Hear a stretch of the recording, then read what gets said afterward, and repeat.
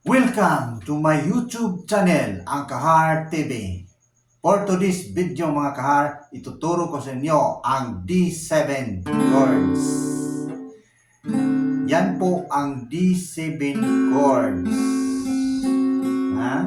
Ang ipipraise po natin dito mga kahar ay ito pong 3 strings sa second fret. Yan po Patinggan nyo mabuti.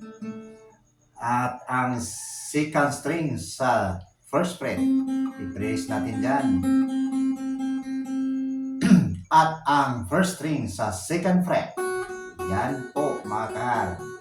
At kompleto na ang ating D7 chords. Okay? D7 chords. Ito ay magagamit nyo mga kahar kapag papunta na kayong G. Yung chorus na mayroong D7, ito ang gamitin nyo papuntang G. Yan mga kahar.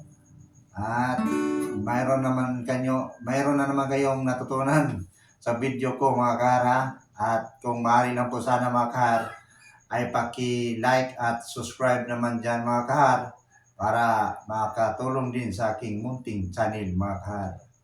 Okay? Thank you for watching mga kahar. Bye-bye!